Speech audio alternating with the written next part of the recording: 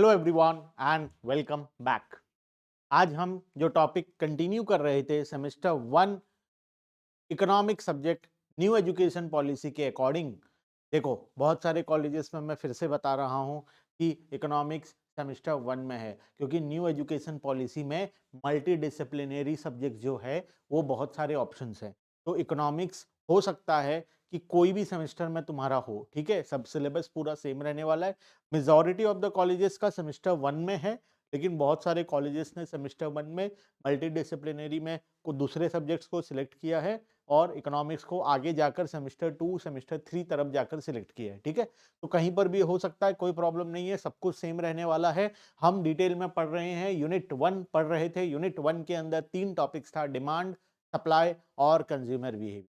हमारा डिमांड का topic complete हो गया है। हम दूसरे टॉपिक हमारा कंज्यूमर बिहेवियर के ऊपर आज आ चुके हैं। आज हम कंज्यूमर बिहेवियर के बारे में बात करेंगे और आगे हमारे डिस्कशन को कंटिन्यू करेंगे। शुरू करने से पहले डिस्क्रिप्शन बॉक्स में मोबाइल एप्लीकेशन का लिंक है, जरूर से डाउनलोड कर लेना और नीचे दिए गए व्हाट्सएप नंबर पर जरूर से मैसेज करना, ठीक है। चलो आ जाओ, शुरू करते हैं कंज्यूमर बिहेवियर। तुम बताओ, who is a consumer? Consumer कौन होता है? इकोनॉमिक्स जो तुम सब्जेक्ट पढ़ रहे हो, ये होता क्या है? इकोनॉमिक्स में बेसिकली हम पढ़ते हैं किस तरीके से एक मार्केट फंक्शन करता है, किस तरीके से ये इकोनॉमी चल रहा है। इकोनॉमी में बहुत सारे बायर्स हैं, बहुत सारे सेलर्स हैं, गुड्स एंड सर्विसेज का एक्सचेंज हो रहा है। बायर गुड्स एंड सर्विसेज खरीद रहा है, seller goods and services manufacture करके बेच रहा है। तो बायर्स और सेलर्स के बीच में कुछ ट्रांजैक्शंस, ठीक है। तो अभी हम उसमें से बायर के बारे में पढ़ेंगे। आगे जाकर जब हम सप्लाई टॉपिक में जाएंगे तो हम सेलर के बारे में पढ़ेंगे। मार्केट का टॉपिक जब आएगा, जब हम वहां पर हम बायर और सेलर के बारे में एक साथ पढ़ेंगे, ठीक है। तो फिलहाल कंज्यूमर वो इंसान होता है जो किसी भी गुड्स एंड सर्विसेज को कंज्यूम करता है, चाहे कोई भी गुड्स हो चाहे कोई भी सर्विस हो, उसको कंज्यूम करता है, उसे हम बोलते हैं कंज्यूमर। मान लो मैं किसी दुकान से एक चॉकलेट खरीद कर लाता हूं, तो मैं हूं कंज्यूमर। मैं किसी दुकान से मान लो समोसा खरीदता हूं, तो मैं हूं एक कंज्यूमर, क्योंकि मैं उस गुड्स को कंज्यूम करूंगा। मैं सैलून में जाता हूं हेयर कट करवाने के लिए, तो मैं वो सर्विस को कंज्यूम कर रहा हूं। तो कंज्यूम का मतलब खा जाना नहीं होता। अगर हम किसी चीज को इस्तेमाल कर रहे हैं, किसी चीज का बेनिफिट उठा रहे हैं, तब भी उसे हम लोग कंजम्पशन बोलते हैं, ठीक है। अगर मैं ये कपड़ा पहना हूं, इसका मतलब मैं इस कपड़े को कंज्यूम कर रहा हूं इकोनॉमिक्स टर्म में। वैसे तो कंज्यूम का मतलब खा जाना होता है, लेकिन इकोनॉमिक्स में कंज्यूम का मतलब किसी चीज को यूज करने को भी हम कंज्यूम बोलते हैं, ठीक है। तो who is a consumer? Consumer एक वो इंसान होता है जो किसी भी गुड्स एंड सर्विसेज को कंज्यूम करता है, ठीक है। उसका बिहेवियर, एक कंज्यूमर कैसे बिहेव करेगा, तुम खुद सोच कर देखो। तुम एक बिजनेसमैन हो और तुम्हें अगर पता चल जाए तुम्हारे दुकान में आने वाला जो कस्टमर है वो किस हिसाब से बिहेव करेगा। तुम प्राइस इंक्रीज करोगे तो उसका रिएक्शन क्या होगा, तुम प्राइस डिक्रीज करोगे तो उसका रिएक्शन क्या होगा, वो कब तक कंज्यूम करता रहेगा, कितने यूनिट के बाद वो खरीदना बंद कर देगा, क्या ऐसा चेंजेस आएगा तो वो तुमको छोड़कर किसी कॉम्पिटिटर के पास चला जाएगा, तुम किस तरीके से कॉम्पिटिटर के कंज्यूमर को अपने पास लाओगे।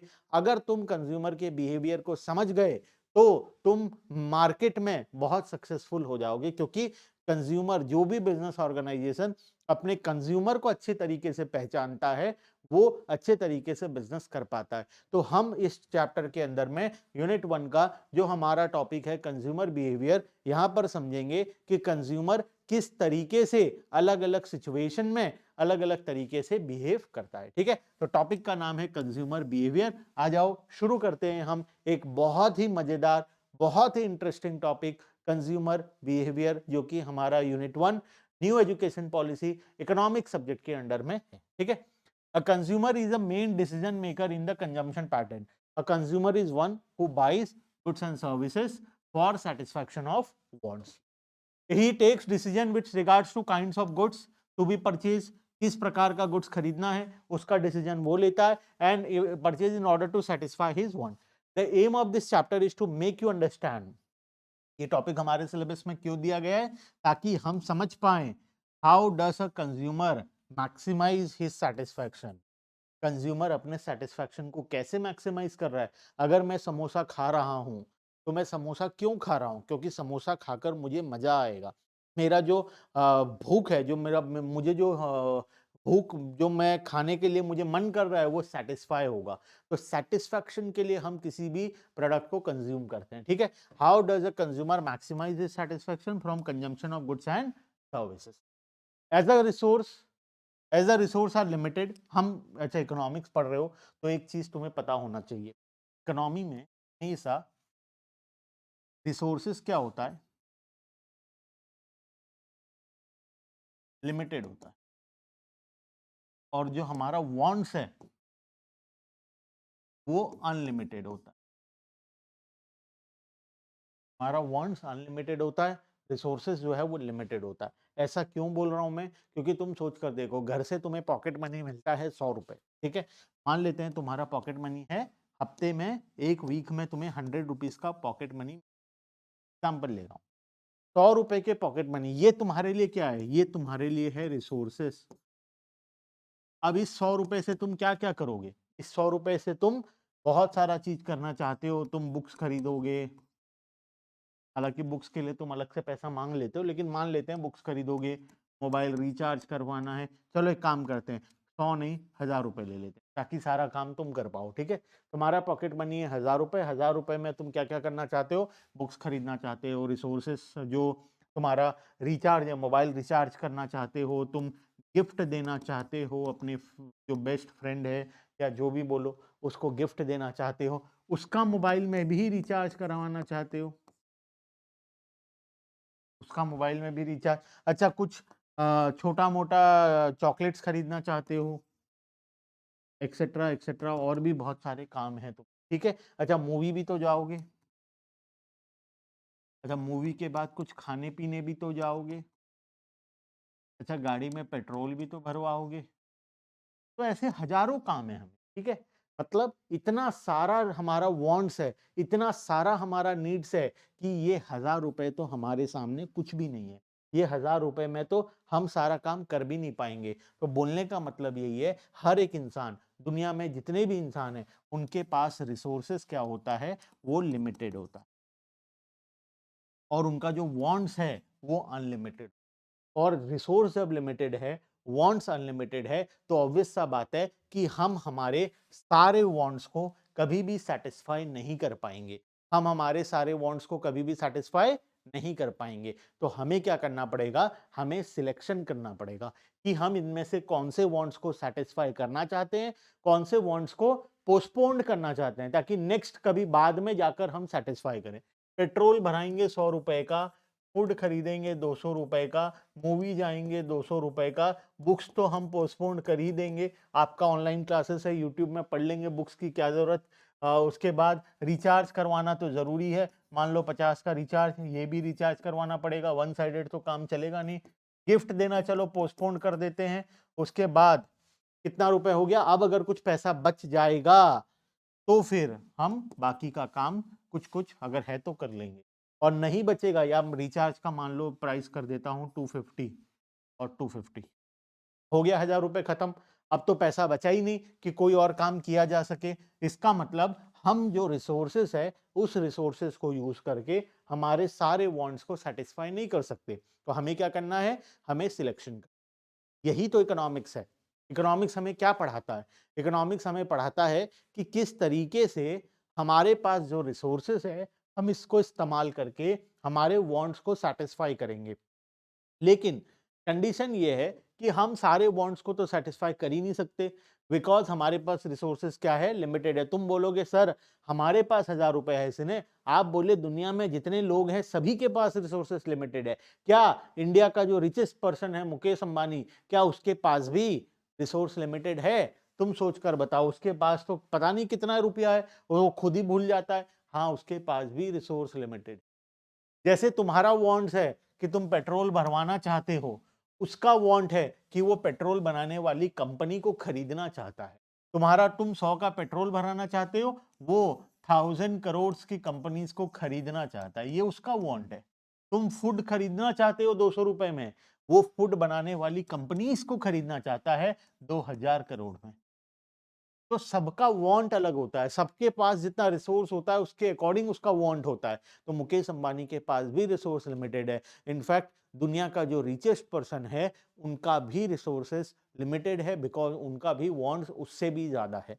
बात समझ रहे हो? तो पर्सन टू पर्सन रिसोर्सेस और वांट्स अलग अलग होते हैं। हर इंसान के पास वांट्स जो जो रिसोर्सेस है वो लिमिटेड ही होता है और उसका वांट्स जो है वो अनलिमिटेड ही होता है। बात समझ में आ गया? तो इसी के मैनेजमेंट को हम इकोनॉमिक्स बोलते हैं और यही कंज्यूमर बिहेवियर में हमें सीखना है कि कंज्यूमर किस तरीके से बिहेव करेगा अपने इन वांट्स को सेटिस्फाई करने के लिए। आ जाओ फटाफट से। As the resources are limited in relation to unlimited ones, a consumer has to follow some principles or laws in order to attain the highest satisfaction level. वो सिलेक्शन करेगा कि उसके लिए क्या इंपॉर्टेंट है, कौन सा चीज उसे ज्यादा सेटिस्फैक्शन देगा और उसके अकॉर्डिंग वो डिसीजन लेगा, क्योंकि 1000 रुपए में वो सारे वांट्स को सेटिस्फाई नहीं कर सकता, कुछ ही वांट्स को सेटिस्फाई कर सकता है, कुछ वांट्स को उसको फॉरगो करना पड़ेगा। ठीक है, आ जाओ नेक्स्ट।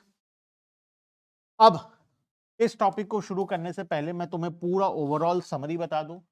कंज्यूमर बिहेवियर के अंदर दो टॉपिक हम पढ़ने जा रहे हैं, ठीक है। एक है कार्डिनल यूटिलिटी और दूसरा है ऑर्डिनल यूटिलिटी। ठीक है, एक है कार्डिनल यूटिलिटी, दूसरा है ऑर्डिनल यूटिलिटी। कंज्यूमर बिहेवियर का जो टॉपिक है वो दो पार्ट में डिवाइडेड है, एक है कार्डिनल यूटिलिटी, दूसरा है ऑर्डिनल यूटिलिटी। आज हम कार्डिनल यूटिलिटी को शुरू करेंगे, हम कार्डिनल यूटिलिटी में आगे बढ़ेंगे, नेक्स्ट आगे जाकर हम ऑर्डिनल यूटिलिटी को भी पढ़ेंगे। ठीक है, तो कार्डिनल यूटिलिटी जो होता है उसका बहुत सारा नाम होता है। Marshall utility approach. क्यों मार्शलियन यूटिलिटी बोला जाता है? क्योंकि कार्डिनल यूटिलिटी का जो कॉन्सेप्ट है उसको मार्शल बोल के एक ऑथर हैं उन्होंने इन्वेंट किया था, इस वजह से इसका नाम पड़ गया मार्शलियन यूटिलिटी अप्रोच। ठीक है, या फिर हम इसे बोलेंगे कार्डिनल यूटिलिटी अप्रोच। क्लियर है बात? ठीक है, under the cardinal utility approach the concept of utility used to attain the consumer equilibrium. Meaning of utility, what is utility? अच्छा, मैं तुम्हें बताया कि कंज्यूमर बिहेवियर के अंदर कार्डिनल यूटिलिटी होता है और ऑर्डिनल यूटिलिटी होता है। अब ये यूटिलिटी क्या होता है? Utility, what is utility? किसी चीज को कंज्यूम करके तुम्हें जब सेटिस्फेक्शन मिलता है, तुम्हें जो मजा आता है, उस मजे को हम बोलते हैं यूटिलिटी। बात समझ में आया? अगर तुम्हें बहुत तेज भूख लगा है और कोई तुम्हें गरम गरम समोसे ला दे खाने और तुम समोसा खाकर तुम्हें मजा आ जाए, ये जो मजा आया इस मजे को बोलते हैं यूटिलिटी। इकोनॉमिक्स में जो सेटिस्फैक्शन हमें मिलता है किसी भी कॉमोडिटी को कंज्यूम करके, जो सेटिस्फैक्शन हमें फील होता है, हमें जो सेटिस्फैक्शन अचीव होता है, उस सेटिस्फैक्शन को हम यूटिलिटी बोलते हैं। सर पता कैसे चलेगा कितना सेटिस्फैक्शन मिला? उसका भी तरीका है, हम पढ़ेंगे। तुम्हें समोसा खाकर मजा तो आया, अगर मैं तुमसे पूछूं कितना मजा आया, तो क्या तुम क्या बोलोगे? सर बहुत मजा आ गया, बहुत देर से भूख लगा था, सुबह से समोसा खाया गरम गरम, मजा ही आ गया, बहुत मजा आया। मैं तुम्हें बताऊंगा कि इस मजे को किस तरीके से तुम न्यूमेरिक टर्म्स में कन्वर्ट कर सकते हो। तुम एग्जैक्टली बता पाओगे कि समोसा खाकर कितना मजा आया न्यूमेरिक टर्म्स में। सर हमें समोसा खाकर 100 यूटिलिटी मिला, सर मुझे समोसा खाकर 500 यूटिलिटी मिला। यूटिलिटी का मतलब ही होता है मजा, यूटिलिटी का मतलब ही होता है मजा। जिसको मजा आ रहा है उसको यूटिलिटी मिल रहा है, जिसको मजा नहीं आ रहा है उसको यूटिलिटी भी नहीं मिल रहा है। सिंपल टर्म्स में बात करें तो यूटिलिटी का मतलब होता है मजा, मजा का मतलब होता है यूटिलिटी। बात समझ में आ गया? तो हम चैप्टर को दो पार्ट में डिवाइड कर रहे हैं, एक है कार्डिनल यूटिलिटी और दूसरा है ऑर्डिनल यूटिलिटी। एक है कार्डिनल यूटिलिटी, दूसरा है ऑर्डिनल यूटिलिटी। हम शुरू करने जा रहे हैं कार्डिनल यूटिलिटी को, जिसका एक और नाम क्या है? जिसका एक और नाम है मार्शलियन यूटिलिटी अप्रोच। मार्शलियन यूटिलिटी अप्रोच या फिर कार्डिनल यूटिलिटी अप्रोच। क्लियर है? चलो, अब ये यूटिलिटी क्या होता है? Meaning of utility. सर इसका मतलब तो आप बता दिए, मजा। हाँ, लेकिन एग्जाम में थोड़ी मजा लिख कर आ जाएंगे सर, जो मजा मजलिस आता है उसको मजा को बोलते हैं यूटिलिटी। ऐसा एग्जाम में लिखोगे तो टीचर पेपर फाड़ देगा। इससे बेटर है आओ हम डिटेल में देखते हैं एग्जाम में क्या लिख कर आना है यूटिलिटी का मतलब। Utility refers to wants satisfying power of the commodity. अगर एक कॉमोडिटी तुम्हारे वांट्स को सेटिस्फाई कर रहा है, इसका मतलब वो तुम्हें यूटिलिटी प्रोवाइड कर रहा है। अगर मुझे भूख लगा था, मेरा वांट था कि मुझे कोई खाना खिला दे, मेरा पेट भर दे, मुझे ताकि भूख ना लगे, मैं समोसा खाया, मुझे मजा आया, मैं मेरा जो भूख लग रहा था वो लगना बंद हो गया, तो मुझे जो चाहिए था वो मिल गया। इसी को बोलते हैं मेरे वांट को सेटिस्फाई किया कौन? समोसा। तो समोसे में क्या था? यूटिलिटी था। बात समझ में आया? समोसे के अंदर यूटिलिटी था। ठीक है, it is the satisfaction actual और expected derive from consumption of a commodity. Utility differs from person to person. देखो अब मैं इसको बताने जा रहा हूं डिटेल में क्या होता है यूटिलिटी। पर्सन टू पर्सन अलग अलग, प्लेस टू प्लेस भी अलग अलग होता है, और टाइम टू टाइम भी अलग अलग होता है। सर ऐसे कैसे होगा? पर्सन टू पर्सन अलग, क्या समोसा बदल गया? नहीं, समोसा नहीं बदला। सोच कर देखो, मुझे तेज भूख लगा था, मेरा समोसा फेवरेट है और कोई मुझे समोसा खिला दे तो मुझे मजा ही आ जाएगा। किसी और को भूख लगा है लेकिन उसको समोसा पसंद नहीं है, वो समोसा कभी खाता ही नहीं है, अगर उसको समोसा खिलाया जाए तो शायद उसको उतना मजा नहीं आए। मुझे जितना मजा आएगा उसको उतना मजा नहीं आएगा, क्योंकि person to person choice differ करता है। मैं समोसे का फैन हूं, लेकिन मेरे साथ जो और लोग थे उनको समोसा पसंद नहीं है, उनको शायद कुछ और खाना है। अगर उनको वो दे दिया जाए तो उनको पसंद आ जाए, मुझे वो दिया जाए तो मुझे पसंद ना आए। तो पर्सन टू पर्सन प्रोडक्ट का यूटिलिटी डिफर करता है। जैसे हम घर में देखते हैं कोई पर्टिकुलर सब्जी बनता है, किसी को तो पसंद आता है, किसी को पसंद नहीं आता है, क्योंकि पर्सन टू पर्सन हमारा चॉइसेस अलग अलग हो। ठीक है, तो यूटिलिटी पर्सन टू पर्सन अलग अलग होती है।